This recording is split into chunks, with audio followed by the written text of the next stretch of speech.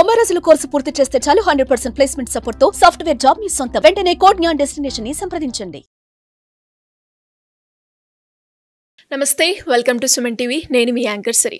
March నెలలో ద్వాదశ రాశుల వారికి ఎలా ఉండబోతుంది, వారు ఎలాంటి పరిహారాలు చేసుకోవాలి, వీటి గురించి ఇన్ డీటెయిల్గా మనతో చెప్పడానికి వేదిక్ ఆస్ట్రాలజర్ ఉమా గారు ఉన్నారు. వారిని అడిగి తెలుసుకుందాం. నమస్కారం గురుగారు. నమస్తే అమ్మా. ద్వాదశ రాశుల వారికి మార్చ్ నెలలో గ్రహ సంచారం ఎలా ఉండబోతుంది? అందరికీ నమస్కారం అండి. ఈ మార్చ్ నెల అంటే ఈ మాసంలో చాలా మార్పులు జరగబోతున్నాయి. ఎందుకు అంటే ఈ నెల ఆఖరిలో, ఈ మాసం చివరిలో శని యొక్క ట్రాన్సిట్ జరగడం వల్ల కొంతమందికి ఏలినాటి శని లేదా శని దోషములు పోతున్నాయి, కొంతమందికి శని దోషాలు పట్టబోతున్నాయి ఈ మాసం చివరిలో. అదేవిధంగా ఇదే మాసం చివరిలో 28, 29, 30వ తారీఖుల్లో షష్టగ్రహ కూటమైనటువంటిది ఏర్పడబోతోంది. దానివల్ల ద్వాదశ రాశులకి 12 రాశుల మీద కూడా ఈ యొక్క ప్రభావం అనేది తీవ్రంగా పడబోతోంది. ఐదర్ పాజిటివ్ అయినా నెగిటివ్ అయినా ఖచ్చితంగా పడుతుంది. దాని గురించి డిస్కస్ చేసుకోవాలి అండ్ దాని గురించి తగిన జాగ్రత్తలు కూడా చెప్పాలి. అదేవిధంగా ఈ మాసంలో రవి యొక్క ట్రాన్సిట్ కూడా మార్చి 15వ తారీఖు తర్వాత జరగబోతోంది. మార్చి 15వ తారీఖు వరకు కుంభంలో సంచరిస్తున్న రవిగ్రహ సంచారము 15 తర్వాత మీనంలోకి ఎంటర్ అవ్వబోతున్నారు. కాబట్టి దానివల్ల కూడా కొంత మార్పులు అనేవి ఉద్యోగ రీత్యా, పదవి యోగాల రీత్యా ప్రతి రాశికి కొన్ని మార్పులు జరగబోతున్నాయి. అయితే ఈ మాసము గ్రహ సంచారము చూస్తే వృషభంలో గురుగ్రహ బృహస్పతి సంచారము, మిథునంలో కుజగ్రహ సంచారము, కన్యలో కేతుగ్రహ సంచారము, కుంభంలో రవి శనుల యొక్క కంజంక్షను. రవి మార్చి 15 వరకు మాత్రమే కంజంక్షన్లో ఉంటారు, ఆ తర్వాత మీనంలోకి వెళ్ళిపోతారు. మీనంలో చంద్ర, శుక్ర, రాహు, బుధుల యొక్క సంచారం నడుస్తోంది. మార్చ్ నెలలో ద్వాదశ రాశుల్లో మరి ముఖ్యంగా మనం మాట్లాడుకుంటే మిథున రాశి వారికి ఈ నెల మొత్తం ఎలా ఉండబోతుంది, వారు ఎలాంటి పరిహారాలు చేసుకోవాలి గురుగారు? ఈ మాసము ఈ పాల్గొన మాసంలో లేకపోతే ఈ యొక్క మార్చి మాసంలో మిథున రాశి వాళ్ళకి కేవలం 3 గ్రహాలు మాత్రమే యోగిస్తున్నాయని చెప్పొచ్చమ్మా. అందులోనూ కూడా కొన్ని ఆరోగ్యపరమైన సమస్యలు కావచ్చు, లేకపోతే ధన నష్టం కలిగేటువంటి దోషాలు, గ్రహస్థితి అంత అనుకూలంగా లేదు అని చెప్పచ్చు. సో ఒక్కొక్కటిగా మనం చూసుకుంటే ముందుగా లగ్నంలో కుజగ్రహ సంచారం నడుస్తోంది. దీనివల్ల అనారోగ్య సమస్యలు చాలా ఎక్కువ అయ్యేటువంటి అవకాశం ఉంటుంది. సో ఆరోగ్యం పట్ల ప్రత్యేకమైన శ్రద్ధ తీసుకునే ప్రయత్నం చేయండి. బ్లడ్కి సంబంధించిన ఇష్యూస్ కానీ, బ్లడ్ రిలేటెడ్ ఇష్యూస్ కానీ, స్కిన్కి సంబంధించిన ఇష్యూస్ కానీ, డెంటల్ ప్రాబ్లమ్స్ కానీ, ఫీవర్ కానీ, బాడీ హీట్ విషయంలో కానీ చాలా జాగ్రత్తగా ఉండండి. లేకపోతే ఈ మాసంలో కాస్త ఇబ్బంది పడతారు ఆరోగ్యపరంగా. 4వ స్థానంలో కేతుగ్రహ సంచారం వల్ల కూడా శరీర హాని అంటారు, అంటే ఈ యొక్క ఇంజూరీస్ జరగడము. ఎందుకనంటే 4వ స్థానంలో కేతుగ్రహ సంచారం వాహన ప్రమాదాలను సూచిస్తుంది. దానివల్ల కలిగేటువంటి చిన్న చిన్న ఇంజూరీస్ని కానీ, గాయాలను కానీ సూచిస్తుంది. కాబట్టి కాస్త అప్రమత్తంగా ఉండండి. బయటికి వెళ్ళేటప్పుడు కానీ, వచ్చేటప్పుడు కానీ చాలా జాగ్రత్త వహించండి. ఇక భాగ్యస్థానంలో రవి శనుల యొక్క సంచారం నడుస్తోంది. రవి శని కలిపి ఒకే చోట ఉండడము, భాగ్యస్థానంలో ఉండడము, ఆ కంజంక్షన్ వల్ల విపరీతమైన ధన హాని కలిగే అవకాశాలు ఉంటాయి. అంటే ఎక్కడైనా మీరు డబ్బులు పెడితే అక్కడ నష్టపోవడము, లేకపోతే మీకు రావాల్సిన డబ్బులు కూడా రాకపోవడము, లేకపోతే డబ్బులు విపరీతంగా ఖర్చు అవ్వడము, డబ్బులు లేకపోవడము, ఇలాంటి పరిస్థితులన్నీ కూడా ఈ మాసంలో మీరు చూసే అవకాశాలు ఉంటాయి. దీంతో పాటు భాగ్యంలో శనైశ్వర సంచారం కాబట్టి కుటుంబ కలహాలు, అంటే ఎలా అంటే మీ యొక్క చిన్న చిన్న ఇష్యూస్ కోసము ఇంట్లో చిన్న చిన్న గొడవలు అవ్వడము, మాట పెరిగి చాలా ఇబ్బంది అవ్వడం, వాగ్వివాదం లాంటివి జరగడం లాంటివి ఎన్నో అవకాశాలు కనబడుతున్నాయి. చాలా జాగ్రత్తగా ఉండండి. ఇక భాగ్యస్థానంలో కలిగేటువంటి రవిగ్రహ సంచారం వల్ల కూడా ఆపదలు లేకపోతే మనశ్శాంతి లేకపోవడము, ఇది మంచి సూచన కాదు. రవి శని కలిపి భాగ్యంలో ఉండడం మంచి సూచన కాదు.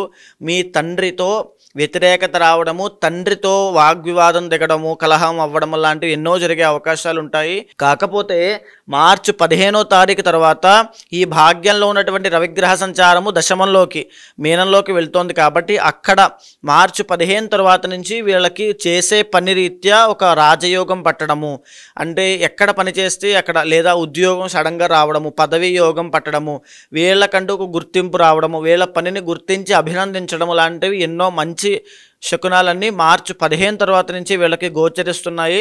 మార్చి 15 దాకా చాలా జాగ్రత్తగా ఉండండి.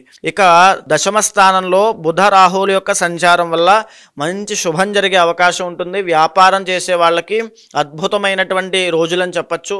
అదేవిధంగా గొప్ప కీర్తి ప్రతిష్టలు వచ్చేటువంటి ఇది కూడా ఈ వ్యాపారంలో గొప్ప విజయాలు గొప్ప లాభాలు పొందే అవకాశం కనబడుతోంది. ఎలక్ట్రానిక్ సంబంధించిన ఫీల్డ్లో వర్క్ చేసే వాళ్ళకైనా ఎలక్ట్రానిక్ బిజినెస్ చేసే వాళ్ళకైనా అద్భుతమైన రాజయోగం అని చెప్పచ్చు. ఇంకా యాక్టింగ్ ఫీల్డ్లో ఉన్న వాళ్ళకి కూడా అద్భుతంగా యోగించేటువంటి అవకాశాలు ఉన్నాయి. కాకపోతే స్వల్ప విజయాలు మాత్రమే కనబడతాయి. శుక్రబలం లేదు కాబట్టి ఖచ్చితంగా మీకంటూ గుర్తింపు పొందే రోజులు ముందున్నాయి. ఈ యొక్క సినీ ఫీల్డ్లో ఉన్న వాళ్ళకి, మిగతా వాళ్ళందరికీ కూడా వ్యాపారం చేసే వాళ్ళకి అద్భుతంగా యోగిస్తుంది. ఇక 10వ స్థానంలోనే శుక్రగ్రహ సంచారం నడుస్తూ ఆయన యోగించడం లేదు కాబట్టి కాస్త ఇబ్బందికర పరిస్థితులు ఉంటాయి.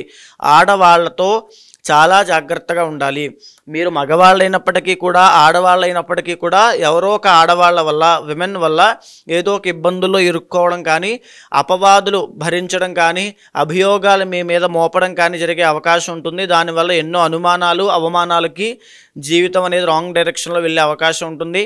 కాబట్టి చాలా జాగ్రత్తగా ఉండండి. మహాలక్ష్మీదేవి యొక్క దర్శనం చేసుకోండి, శుక్రబలం పెరుగుతుంది. ఇక 12వ స్థానంలో గురుగ్రహ సంచారం వల్ల ధనమూలక భయము, అంటే డబ్బు లేక అప్పులు వాళ్ళ ఇంటికి వస్తారేమో అని ఒక పక్క భయపడము, లేకపోతే ఎవరిని అప్పడగాలో అని చెప్పి ఒక టెన్షన్కి మీరు గురవ్వడము, లేకపోతే డబ్బులు ఇవ్వట్లేదని చెప్పి అతని దగ్గర డబ్బులు ఎలా లాక్కోవాలని చెప్పి మీరు భయపడడం లాంటివి ఎన్నో జరిగే అవకాశాలు ఉంటాయి. ఆస్తి తగాదాలు కానీ సెటిల్మెంట్ కానీ ఈ మాసంలో మిథున రాశి వాళ్ళు పెట్టుకోవద్దు.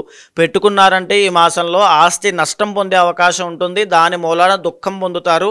మీకంటూ ఆ ధన విషయాల్లో ఆ అభివృద్ధి కానీ ధన విషయాల్లో మీకంటూ గొప్ప ఇది కానీ కనబడే అవకాశాలు లేవు. కాబట్టి చాలా జాగ్రత్తగా ఉండండి. ఈ మాసంలో ప్రత్యేకంగా ధన విషయాల్లో ఫైనాన్షియల్ మేనేజ్మెంట్ విషయంలో జాగ్రత్తగా ఉండాల్సింది అవసరము.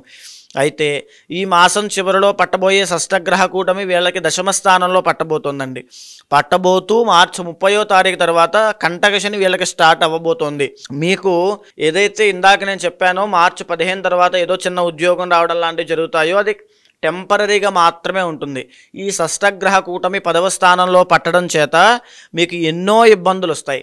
మీరు పనిచేసే చోట, మీ పదవి యోగం విషయంలో, మీ యొక్క రాజకీయ భవిష్యత్తులో, లేకపోతే మీ యొక్క స్థానంలో వేరే వాళ్ళు రావడం, మీకు ట్రాన్స్ఫర్లు అవ్వడం లాంటివి చాలా జరుగుతాయి. దానివల్ల మీరు ఎన్నో ఇబ్బందులు గురయ్యే అవకాశం ఉంటుంది. మీ ఇంటర్నల్ జాతకం చూసుకోండి.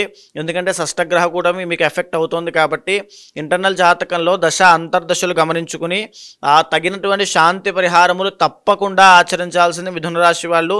బికాజ్ మీకు రాబోయే రోజుల్లో కూడా గురుబలం అంతగా లేదు కాబట్టి, శని కూడా బాగా లేదు కాబట్టి 2025లో ఇబ్బందులు పడకుండా ముందుగానే తగిన శాంతి పరిహారములు ఆచరించండి. మరి వీరు నార్మల్గా ఏమన్నా పరిహారాలు చేసుకోవాలి అంటే ఏం చేసుకోవచ్చు అంటారు? వీళ్ళకి ఈ 2025 సంవత్సరం అంతా కూడా చిట్ట చివరి ఆఖరి మాసం వరకు కూడా గురుబలం లేదు కాబట్టి వీళ్ళు మరీ ముఖ్యంగా శివ ఆరాధన ఎక్కువగా చేయాలి. ప్రతి సోమవారం శివాలయానికి వెళ్ళి నమస్కారం చేసినా, ప్రదక్షిణ చేసినా, అభిషేకం చేసినా, అర్చన చేసినా, ఏమి చేసినా, ధ్యానము చేసినా అద్భుతమైన గురుబలం పెరిగే అవకాశం ఉంటుంది. గురువారము కేజింపావు శనగలు దానంగా ఇవ్వండి. జాతకరీత్యా ఎవరికైనా ఎలాంటి సమస్యలు ఎదుర్కొన్నప్పటికీ దానికి తగ్గట్టుగా పరిష్కారాలు చేసుకోవాలి అంటే ఏ విధంగా మిమ్మల్ని అప్రోచ్ అయ్యే ఛాన్స్ ఉందంటారు గురుగారు? తప్పకుండా అమ్మా.